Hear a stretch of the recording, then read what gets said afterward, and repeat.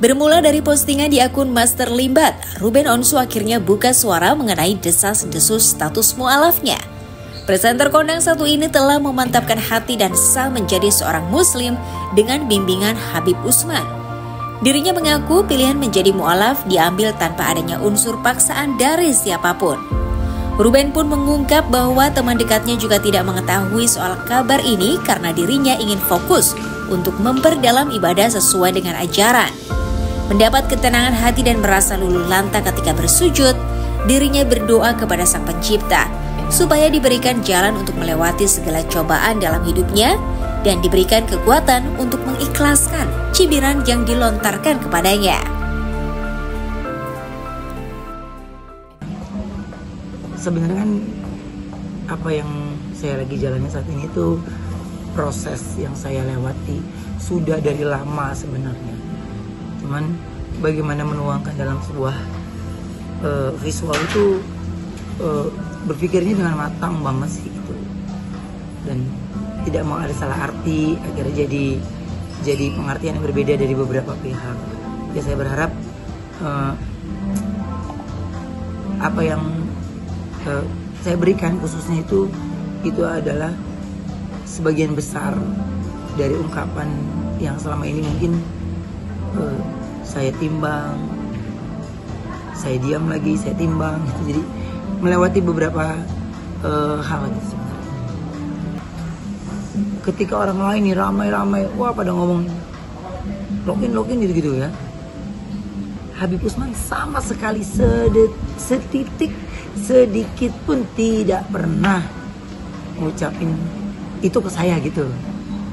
Dia fokus aja. Ya jadi buat saya toleransinya yang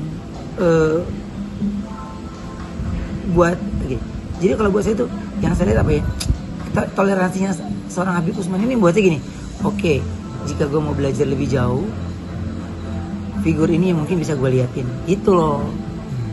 Sama sekali beliau nggak, ya banyak lah orang yang cibir begini begitu, nggak ada satupun dia balas gitu. Jadi makanya kan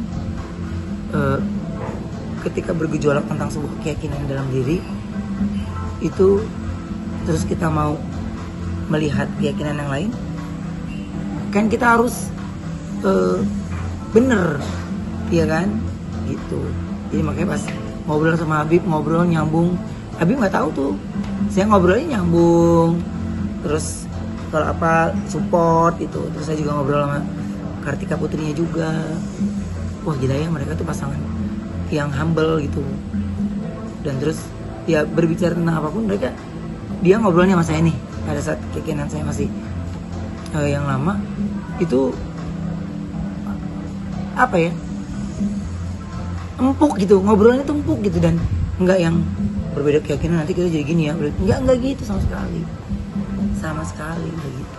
Jadi itu yang buat saya semakin pingin banyak cerita sama beliau gitu.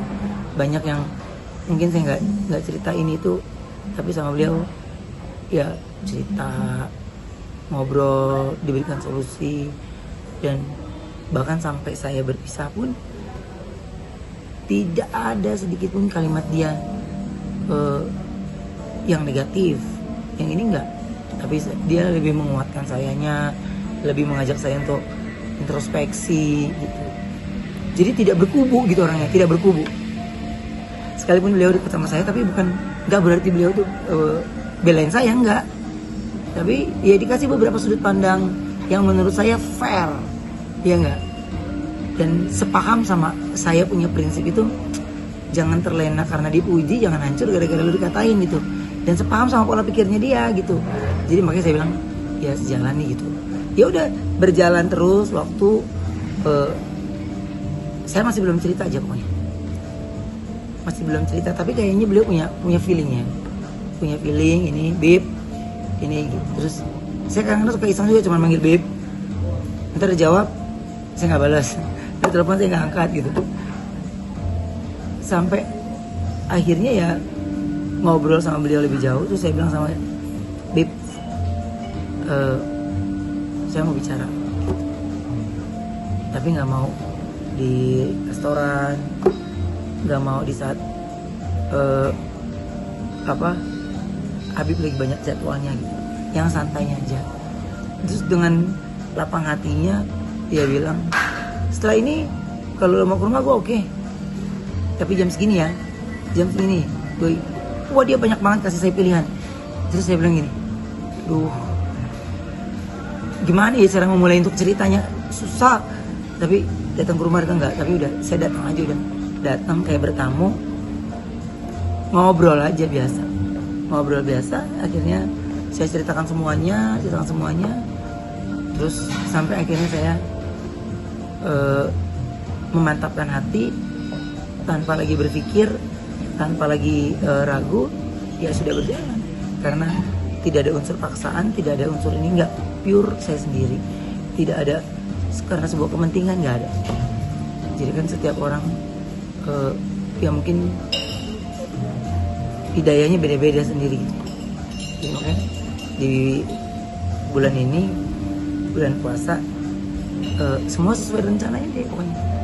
15 hari saya dapat acara Ramadan, 15 harinya bener-bener selesai 15 hari. Di situ saya memantapkan, saya nggak mau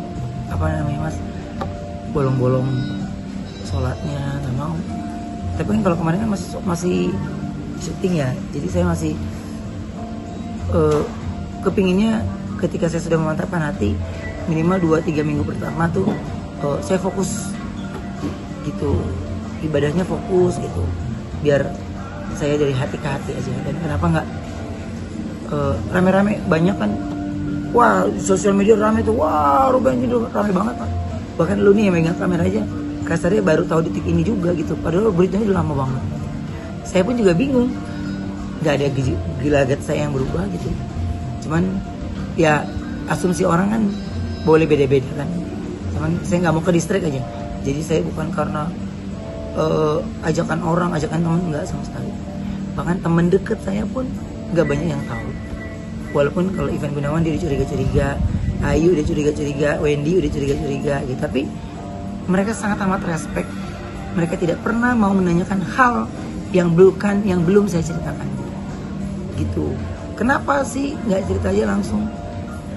Saya lagi asik banget, enjoy gitu cerita apa yang lagi saya rasain gitu. Jadi ketika saya sholat itu saya mau fokus dulu supaya bisa sholat dulu yang benar gitu. Dan itu kan proses ya mas, sehingga saya bisa sholat yang baik, sehingga saya bisa sholat yang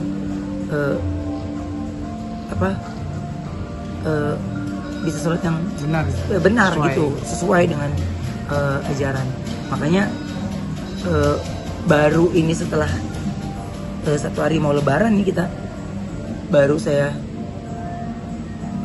berani bikin VT ini di hadapan teman-teman karyawan MOP ya, karena saya sudah melewatkan untuk memantapkan hati gitu. Makanya saya lagi senang banget cerita ya, bukan mengeluh tapi menceritakan untuk diri saya, terus minta dibimbing menjadi orang yang lebih baik lagi. Semua deh pokoknya yang saya ucapkan. Jadi makanya yang saya lakukan 2 minggu pertama saya udah selesai proyek Ramadannya, yang lain tinggal kecil-kecil doang. Di 2 minggu terakhir mau lebaran ini saya bener-bener mantapkan hati, fokus ibadah, mantapkan hati, dan terus ya tenang gitu, hati lapang semua lah gitu. Dan apa ya, nggak bisa diungkapin pakai kata-kata pun. Dan terus sampai sekarang ini juga Habib masih nanya, udah sholat belum? Ini udah belum? Ini udah belum? Udah Bib? Ini udah Bib ya. Kayak orang tua sendiri gitu. Terus kayak ya ada yang ngebimbing lah gitu, ada yang ngebimbing. Dan terus itu yang saya suka dari beliau itu adalah gini, beliau pemuka agama yang sangat amat terkenal, banyak jamaahnya.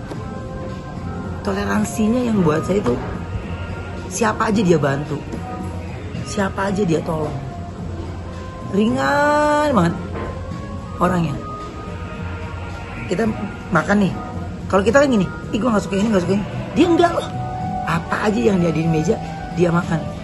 Dia yang udah serba berkecukupan aja tetap bersyukur, karena di situ yang membuat saya penting untuk melihat secara langsung teguran itu gitu. Ya dia banyak mengajarkan saya kesederhanaan, tutur kata, jaga lisan, hati, pikiran, mata. Di bulan puasa aja suruh jaga mata supaya nggak terpancing jadi mulut jadi nyinyir gitu. Tapi kan dia bilang, Bib kalau kerjaan gimana? Apa kalau kerja yang penting mah bukan dari hati gitu. Oh iya, ada worry juga kan kita, aduh gimana kalau kerjaan. Tapi kan ternyata pembelajaran itu seempuk itu loh gitu. Kalau kita bisa ketemu sama guru yang bisa mengartikannya tidak terlalu berat, jadi dia tidak harus gini enggak. Dan bayangin Mas, itu dia nulis bacaan sholat itu, dia tulis pakai tangannya dia sendiri. Dia tulis pakai tangannya dia sendiri. Terus kan kalau di buku kan bingung kan, buka buku bingung. Ini gini. Dari 1, ini 2 urutannya, ini 3 ya. Ini jangan, nggak usah langsung aja ke 4, nggak apa-apa gitu. Jadi dia loh yang langsung nulis. Itu yang buat saya kagum gitu. Karena dia benar tuntun semuanya, nggak ada tumpang pilih Mas, bener nggak ada tumpang pilih. Itu yang buat saya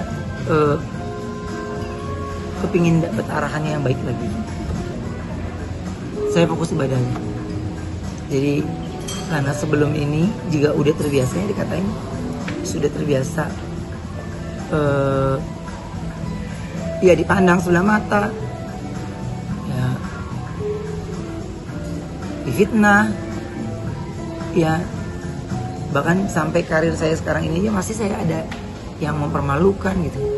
Tapi kalau buat saya belajar untuk memaafkan apapun itu.